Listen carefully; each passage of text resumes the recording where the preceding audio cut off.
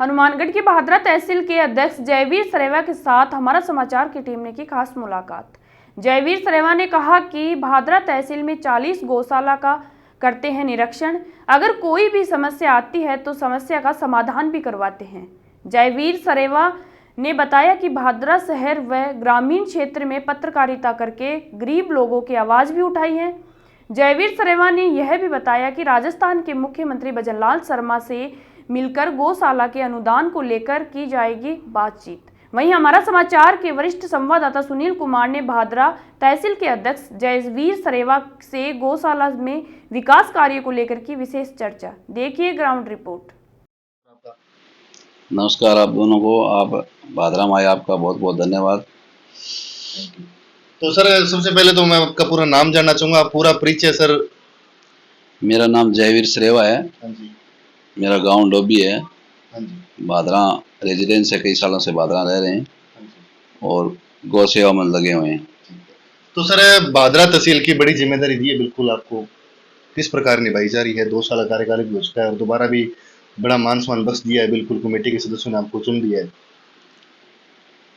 ये मान लो कि एक नसीब है गौ सेवा करने का, और नसीब वालों को मिलता है। जैसे आपकी छवि है वो एक पत्रकारिता की है, तो आप इसलिए सारे दिन ये पत्रकारिता का सिस्टम में जुड़े हो, तो आपको सेवा का टाइम नहीं मिलता। मेरे को चुना गया है, तो इसका मतलब ये है कि मैं भाग्य मानता हूँ, मेरा नसीब मानता हूँ कि गौ सेवा मेरा मान लो नसीब में मिला है, तो मैं गौ सेवा में लगा हूँ। और जैसे भी कोई समाज सेवा होती है, कोई भंडारे की होती है, कोई मान लो जैसे लड़की, कोई गरीब घर की लड़की की शादी हो, कोई और हो, तो उसमें भी हम सहयोग करते हैं। हमारी एक कमेटी बनाई हुई है, सालासर गोगा मेडी यात्रियों के लिए भी भंडारा लगाते हैं। तो कहने का मतलब मेरा एक ही तात्पर्य है कि समाज सेवा करना भी एक मतलब कि अगर आपका अंदर से ही होता है, मन होता है अपना, तो उस गांव वालों या शहर वालों ने या जो समाज के लोग हैं उन्होंने चुना है अभी गौ सेवा में लगो आप, तो हम 4 साल से लगातार सेवा में लगे हुए हैं। तो सर, तहसील को लेकर बड़ी जिम्मेदारी है आपके पास। बात करेंगे, गौशाला आ रही है, लमसम 39-40 गौशाला है आपके अंडर में। तो उस गौशाला में आप निरीक्षण कर रहे हो, तो किस प्रकार की समस्या सामने आ रही है? अभी तो मौके की तो ये मानो आप कि भी अनुदान को लेकर थोड़ी समस्या है। हर गौशाला के अंदर थोड़ी बजट की कमी आ रही है, क्योंकि हर गौशाला के अंदर कर्मचारी है। जैसे कोई सिस्टम चला रखा है, काम चेजा भाटा चला रखा है, या कोई गौशाला के अंदर नया निर्माण होना है, तो उसमें क्या है कि गौशाला का अनुदान को लेकर शुरू तो कर दिया उन्होंने, लेकिन अनुदान अब की बार लेट चल रहा है, तो उसके हिसाब से अभी थोड़ी परेशानी आ रही है। तो अभी मौके का अनुदान कुछ गौशाला में सुनने में आया है कि मैं अभी खाते नहीं देखे, आ गया, कई कह रहे हैं भी आया नहीं है। तो अनुदान की सबसे बड़ी समस्या है मैन। तो सर, जैसे बात करेंगे, बिल्कुल हमने काफी गौशाला का निरीक्षण किया, लगातार विजिट भी करते हैं जाके। तो अध्यक्षों का कहना है कि जो राज्य सरकार से अनुदान आ रहा है, बिल्कुल वो टाइम पे भी नहीं आ रहा, और जो 20 और 40 कर रखे हैं सर, मतलब उसको बढ़ाया जाएगा, क्योंकि मतलब गौवंश का पालन पोषण नहीं होता इस तरह से। तो इसको लेकर क्या कुछ आपकी राय और क्या कुछ मुद्दा रहेगा?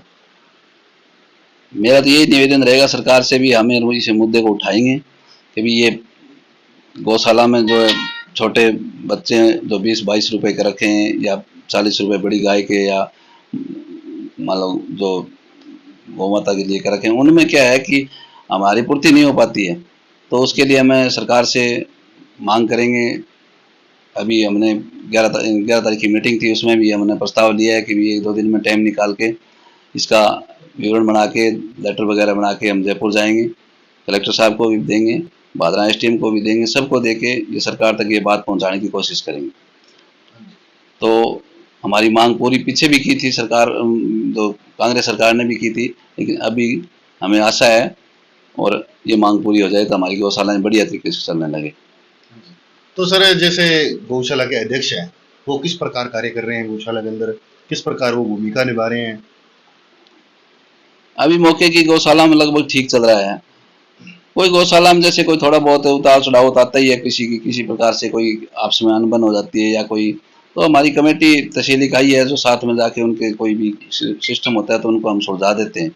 नंबर दूसरी बात, कोई गौशाला के अंदर कर्मचारी है तो अचानक उनको जाना पड़ गया, या कोई गौशाला की सेवा में कोई दिक्कत आ रही है, जैसे मान लो लड़के भी कई हैं, जो मेरा गांव डोबी है, डोबी गांव की गौशाला के अंदर 20-25 लड़कियां खुद सेवा करने के लिए आते हैं। कई गांवों में ऐसा सिस्टम बना हुआ है, तो मैं तो ये हर आदमी से यही कहूँगा कि गौशाला के अंदर जाएं, सेवा दें। उसमें कोई किसी का पद की और की भूमिका ये नहीं कि भी ये अध्यक्ष बना रखा है इसको और इसको सचिव बना रखा है, ये नहीं माने। बस ये एक जिम्मेवारी होती है, ना कि कोई पद है। पद का कोई महत्व नहीं है, सेवा में लगेंगे सभी तो सेवा का प्रतिफल गौ माता जरूर देती है। तो मेरा ये एक्सपीरियंस है, मैं कई सालों से जुड़ा हूँ। मैं 2011 से 12 से लगातार मैं गौ माता की सेवा में लगा हूँ, तो मुझे प्रतिफल मिलता है। तो मैं गौ सेवा में जुड़ा हूँ और मैं हर आदमी को यही कहता हूँ कि भी घर में कोई भी प्रोग्राम हो, समाज के अंदर जैसे खुशी का कोई प्रोग्राम हो, जन्मदिन हो या मान लो एनिवर्सरी हो या कोई बुढ़ा अपना चला हुआ कोई उसकी मान लो वो समृद्धि हो, उसमें क्या है कि गौ माता के लिए उसका कुछ निकालें। तो उसमें क्या है कि एक उस टाइम के माता पिता को याद करना हो तो गौ माता को सेवा करोगे तो वो ऑटोमेटिक प्रतिफल। तो सर जैसे देखा स्थानीय मुद्दा एक और भी आ रहा है, लमसम जो गौशाला उनके पटे नहीं है, पटा ना होने के कारण सरकारी सुविधा का आपको पता सर लाभ नहीं मिलता। विधायक से ले लो या एमपी का ले लो, वो लाभ नहीं मिल पा रहा। तो उसको लेकर आपने आज तक क्या प्रयास किए हैं? हमने बार बार कलेक्टर साहब को ये बात अवगत कराई है। तहसील अध्यक्ष होने के नाते हमने बार बार ये अवगत कराई है। हमारी गौशालाओं के लगभग ये डॉक्यूमेंट हमने भेज भी रखे हैं। और जब भी कोई कलेक्टर साहब का कोई प्रोग्राम होता है, हमें जैसे गौशालाओं को बुलाया जाता है, तो हम बार बार उनको ये भी कहते हैं कि भी हमारा ये पट्टे वगैरह जारी करो तो हमें कुछ फ़ायदा मिल जाए। जैसे एक कई स्कीमें हैं, खुद की नाम गौशाला हो तो उसमें कई स्कीमें हैं, उसमें फ़ायदा मिलता है, तो वंचित रह जाती हैं वो उसकी वजह से। तो हमें मान लो क्या प्रयास कर रहे हैं लगातार, तो आगे भी प्रयास करते रहेंगे। कोशिश हमारी ये है कि अब की बार ये शेखावत जी बने हमारे जिलाध्यक्ष, तो ये हमें आशा है कि ये करवाएंगे और जो गौशाला वंचित रही है पट्टे के बगैर तो उनका पट्टा बन जाए। तो सर तमाम कमेटी है बिल्कुल आपकी, उसको क्या धन्यवाद ज्ञापित करना चाहते हो? बिल्कुल जिलाध्यक्ष ने नियुक्त भी कर दिया है बजरंग सिंह जी शेखावत को और बड़ी जिम्मेदारी दे दी है, और कितनी खुशी महसूस हो रही है, क्या कुछ कहना चाहते हो? खुशी, तीसरी बार जिला अध्यक्ष बनाया गया उनको। खुशी तो भादरा और नौर को तो आपको पता ही होनी है, क्योंकि हम तो हमारा जिला अध्यक्ष बनाया था, आधी रात कभी भी फोन करते हैं तैयार मिलेंगे। नंबर दूसरी बात, कोई भी हमारी मांग होगी तो वो साथ में जाके पूरी कराएंगे। पीछे भी जो जिला अध्यक्ष रहे हमारी पूरी सहायता की थी, जैसे एजरा जी थे, रोहंता जी थे। तो कुल मिला के मतलब एक नज़दीकी का थोड़ा फायदा ज़्यादा मिल जाता है। तो हमें पूरी तहसील को बड़ी खुशी है, गौशालाओं ने सभी ने बधाई दी है। और अभी हम पर जो हर गौशाला के अंदर एक सिस्टम बनाया है कि शेखावत जी का हम सम्मान करेंगे। तो ये सम्मान की प्रक्रिया जैसे जिले में भी होगी मेरे हिसाब से, क्योंकि गौशालाओं ने बुला रखा है। तो धीरे धीरे क्या है कि सम्मान उसका होता है जो गौ माता की सेवा में अग्रणी है। तो सर जैसे बात करें बिल्कुल भादरा विधानसभा है, काफी लंबी चौड़ी विधानसभा है, इसके विधायक साहब हैं संजीव जी बेनीवाल, वो भी आज आपको लाइव वर्जन में देख रहे हैं। क्या यहाँ सहयोग करते हैं विधायक साहब या एमपी साहब का? किस प्रकार सहयोग रहता है और किस प्रकार मतलब सहयोग करना चाहिए गौशाला के अंदर, क्योंकि लगातार देखा गौशाला सक्षम नहीं होती कहीं ना कहीं। विधायक एमपी कोटे से हमें सहायता मिलती है, ये नहीं है कि नहीं मिलती। लगभग गौशालाओं में जैसे कई शेड है, कई जगह जैसे निर्माण करवाना है तो एमपी कोटे से हमें सहायता मिली है। और ये क्या है, अपने विधायक जी ने भी हमें सहायता दी है। जैसे कई विधायक हैं, जैसे एक बार दो बार नाम नहीं लेना चाहूँगा, तो उन्होंने हमें क्या है कि जैसे शेड की घोषणा कर दी, खड़ूजा निर्माण की घोषणा कर दी, तो वो पूर्ति नहीं की।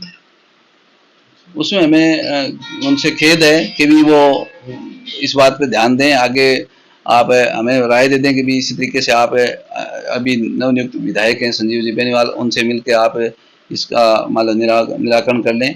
तो जिससे पीछे जिन्होंने विधायकों ने जो मान लो जो दिए हुए हैं शेड, और वो हमारा शेड बन जाए, कई गौशाला में शेड की बहुत ज़्यादा कमी है।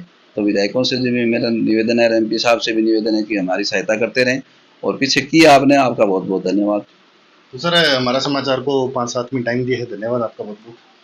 धन्यवाद आपका भी, आप मानगढ़ से चल के आए और हम मिलते रहेंगे आपसे और आते रहें आप भी। आपका बहुत बहुत धन्यवाद। आपका समाचार पत्र दिन भर दिन प्रतिफुलता रहे और हमारा सहयोग है जो भी हम साथ में रहें।